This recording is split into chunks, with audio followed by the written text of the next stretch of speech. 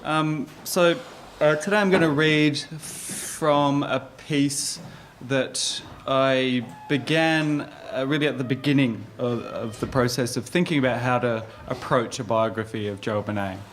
I've sort of revised my ideas about it since, but you know, sometimes you write things and you think, well, that's just sitting there. Why not bring it out for a viewing?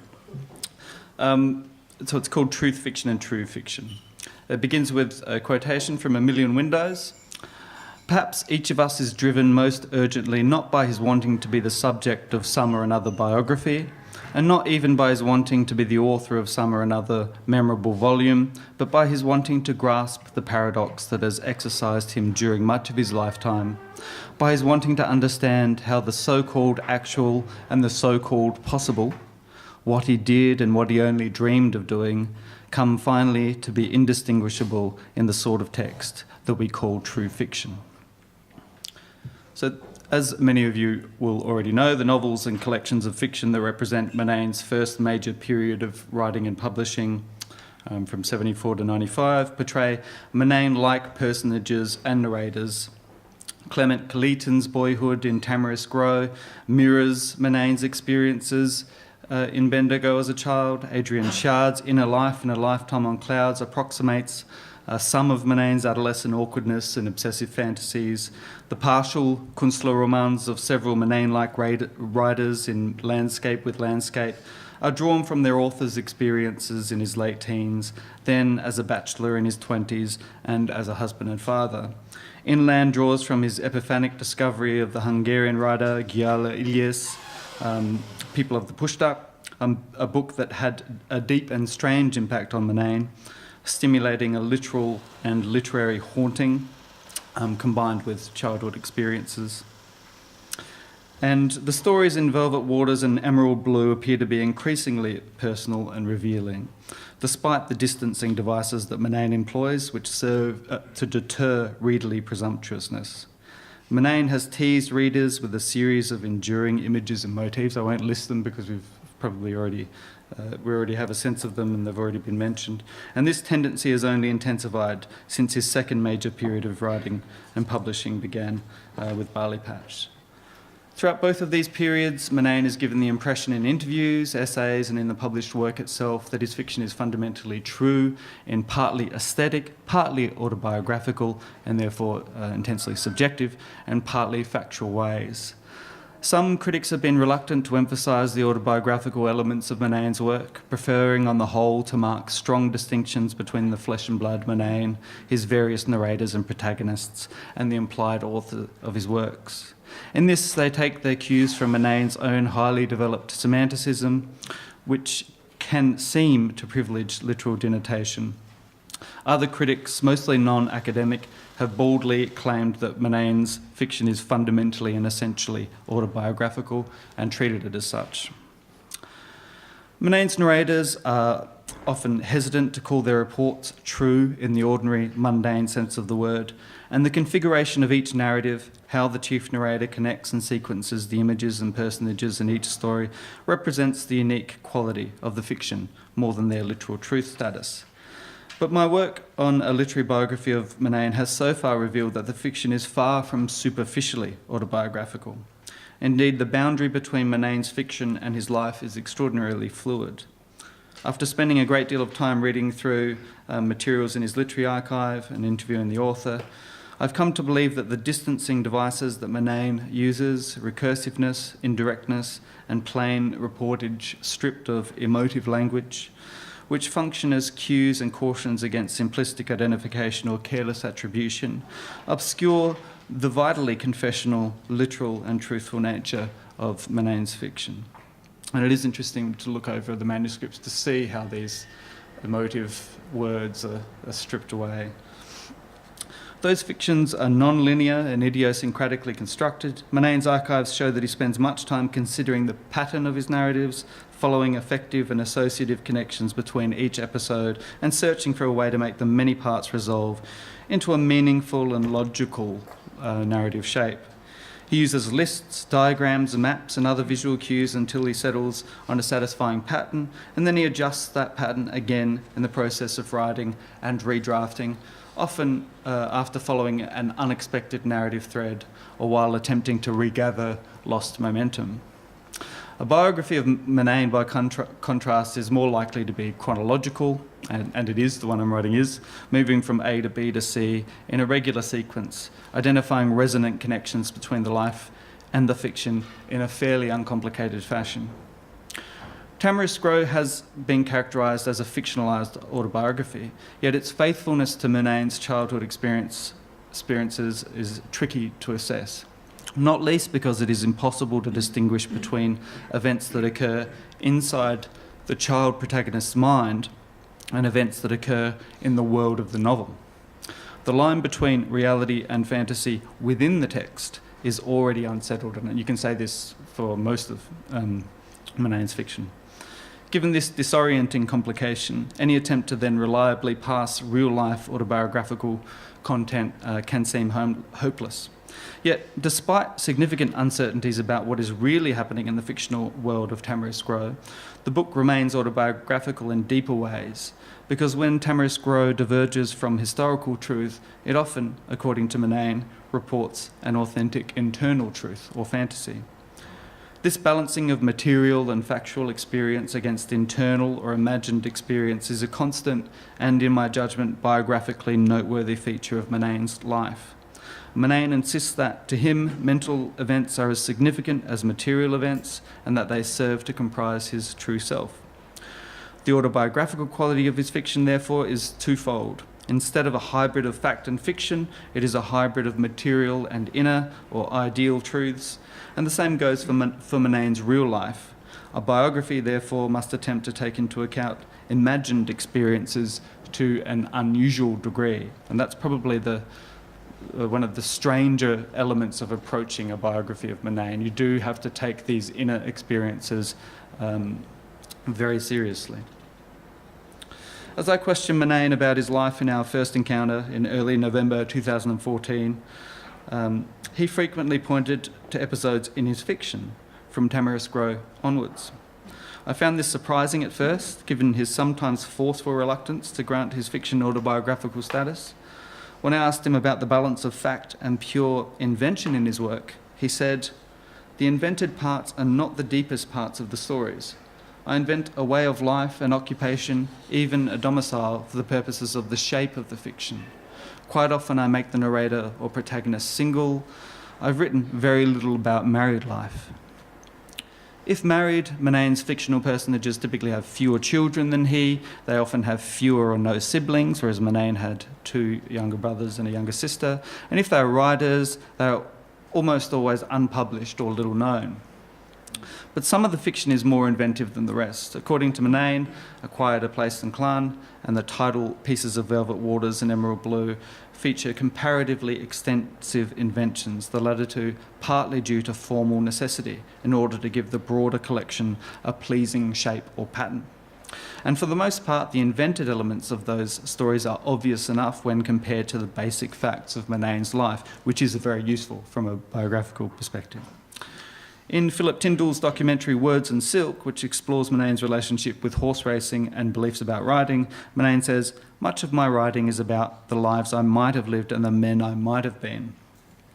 This holds for most of his fiction, but is complicated by Murnane's peculiar attitudes to reality and fantasy.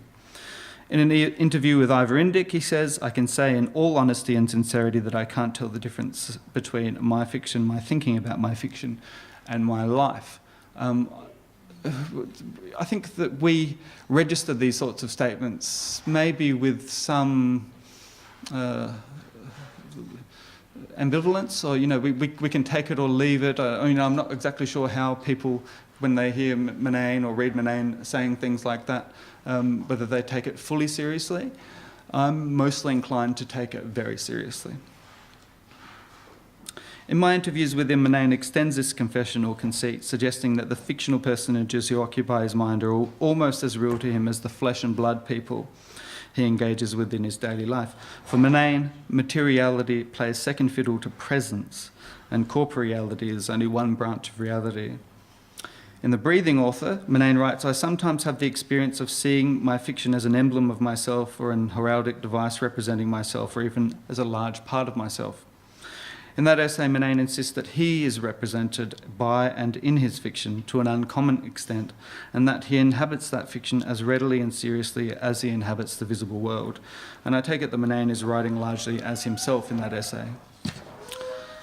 This is an interesting point, Murnane tells me, actually in the pub at Gerald.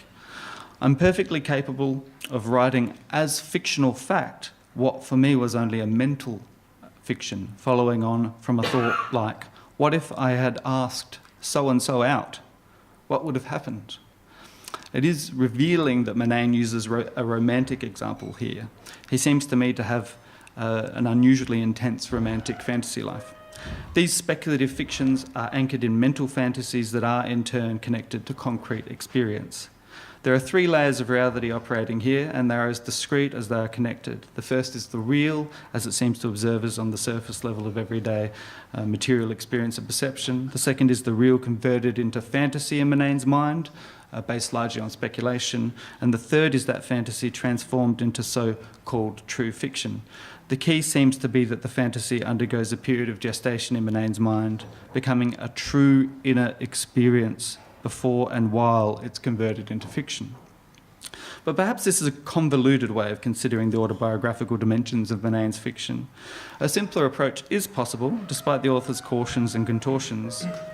When I asked Murnane's oldest friend David Walton, who is the owner of the coloured glass windows in border districts, his view of the connection between Murnane's real experiences and the events reported in his books, he was surprised that readers might consider Murnane's books to be substantially fictional at all. I don't know how you'd put a percentage on it, he said, but it seems mostly real to me. I mean, he does create things in his mind, but no, most of it is real. I recognise a lot of the events in the books. Life is strange enough that you don't have to make stuff up, really. He plays with it a bit and meshes a couple of events into one thing, but I'd say most of it is real. According to Murnane, the essays collected in Invisible Yet Enduring Lilacs are factual for the most part, except for the title piece, which is substantially invented. This too offers some direction about how to distinguish between truth and invention in Murnane's work. Truth in the ordinary sense, I'm talking here. His narrative method is to draw meaningful connections between seemingly unconnected events and images, and in Invisible Yet Enduring Lilacs, in particular, the neatness of some of those connections stretches credulity. The same can be said for the stories in his collections that most serve to draw all of the book's primary motifs together so that they can function as a whole. And he gives this another example of this in border districts. There's one series where he begins, if I were to write a work of fiction, if this was a work of fiction, and he does that. He creates fictions that serve to draw everything that he's been talking about together. And right at the end, he does that, if I were addressing this book in this way, and everything combines pleasingly again. In the second phase of Murnane's writing career, he opts for subtler narrative ploys. From Barley Patch onwards, he employs a literalist, reflective, recursive, almost totally deadpan narrative style, but Murnane's continuing conceit is his allegiance to what he calls true fiction, or a kind of fiction that draws its essence from his inner self. He signals the distinction between true fiction and a report of mundane reality in an important section of Barley Patch, I think. The events related by Barley Patch's narrator occur in the early 1960s, when Murnane's fictional proxy is in his early 20s. He is having emotional difficulties and decides to take part in a regular men's therapy group session. He tells the group that he spends all of his free time writing poetry or fiction, and that his solitude may be preferable to acquiring a girlfriend or wife, given his literary ambitions. One of the members of the group seems to have read Freud and Jung and is familiar with modes of analysis common to psychology. As Murnane's narrator reports, the man used many technical terms. I understood him to be telling me that my trying to write poetry and prose fiction was no more than trying to find an imaginary girlfriend or wife. I understood from the demeanour of the other men in the group that they agreed with the man who used technical terms, even though most of them were unskilled in the use of such terms.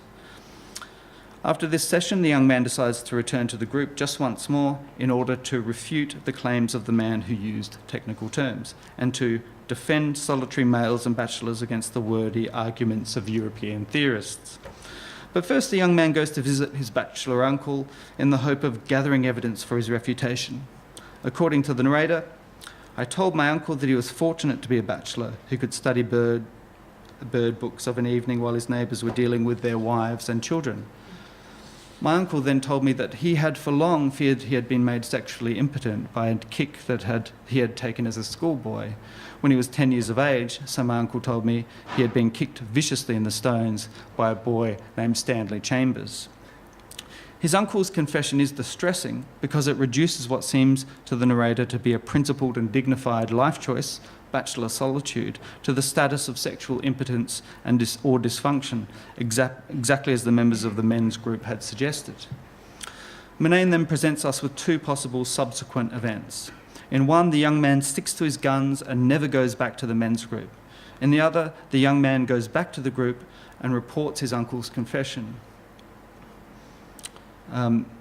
In the hope that members of the group might repay my trust in them by suggesting how I might overcome some of my fears. The group disappoints him, however, with stock Freudian interpretations, and he never returns again. The narrator clearly favours the first version, which is mediated, he says, by a narrator of a work of fiction, a personage supposed by those readers to exist on the far side of their own minds for as long as they go on reading these pages. The second version, we're informed, is provided for the benefit of lesser readers who confuse narrators with flesh and blood authors. The first truth is more consistent with Murnane's deeper values, trusting his own instincts and refusing to submit himself to the judgment of others or fashionable ideas. The second passage is, I think, closer to a report about Murnane's real life, yet it is the lesser truth in his terms because it conflicts with his ideal self. Writing a biography of Murnane means grappling with these two core selves, the ideal and the everyday, as well as their many splinter selves. Murnane the child, student, seminarian, husband, father, teacher, epistolarian, public figure, racegoer, golfer, and all of the many distinct Murnane-like narrators and protagonists that occupy his fiction. One of the joys of Murnane's work is the breadth of subjective responses it can produce. I often experience a strong emotional reaction, yet his literary archive shows that Murnane strips away emotive language as much as he strips away redundant adjectives. As a consequence, it is, I think, ambiguously affecting, and that ambiguity is important. We might sometimes be cornered into reading Murnane's fiction in strictly literal ways, but the possible emotional response is radically open-ended. This is because Murnane never tells us how to feel. And I think he gives us that freedom because he values it for himself. In Murnane's world, there is no such thing as wrong feeling. I now have a reasonable sense of the intellectual, emotional, social and historical contexts that have influenced Murnane's writing, but as far as understanding the fiction is concerned, it's vital to stress the deliberateness of Murnane's narrative strategies, not just because of their formal significance or aesthetic effects, but for how it changes the meaning of the work and brings its autobiographical origins into doubt. Murnane's fiction consistently resists a direct connection with his life. The work of literary biography seeks to reveal significant information about the origins of the texts, how they were conceived and made, but it cannot reveal their deeper meaning. Some final observations. Murnane rarely had the opportunity to talk to girls who were not members of his family in his teen years. And by his late teens, he was too shy, or in some cases terrified, to approach them. Murnane crosses all sorts of territories in his fictional fantasies of intimacy with girls and women, erotic or otherwise. But he always encounters a blank spot, an explicit limit to his knowledge or imagination, a blockage that separates him from them. In his earliest unpublished attempt at a novel, With Perished People, Murnane's stand-in, Eugene Brady, a 9-year-old boy who is tortured with curiosity about girls, recalls his powerful revelation 2 or 3 years earlier when he first paid conscious attention to a girl cousin's exposed vagina as she urinated in front of him. His childish revelation is that girls and women appear to be other than him. Their secret spots are a sign of deeper significance, of a deeper difference, sorry. They embody a mystery that he desperately wants to encounter again, but, as he sees it, a conspiracy, primarily an adult conspiracy of concealment, thwarts his every effort to see a girl and compare himself with her. His sense of female otherness is reinforced by the strict controls and punishments that grown-ups employ against children's sexual curiosity. And in a Catholic child's case, those controls and punishments extend into adulthood. The secret thoughts or desires of girls and women elude and entice Murnane's protagonists and narrators, and that inherent distance marks the production and reception of his fiction. It is notable that Murnane's ideal reader is feminine. His ideal correspondent is feminine, and his ideal biographer or Murnane scholar or editor is feminine. In practice, however, from what I've seen, Murnane has more male correspondents than female, possibly. His readership and the critical engagement with his work is tilted toward men. His current editors are men, and his biographer is a man of sorts. So one of the core desires that drives Murnane's fiction is largely frustrated on multiple fronts, and I think that's very interesting. And perhaps that frustration is what prompts him to keep writing. Thank you.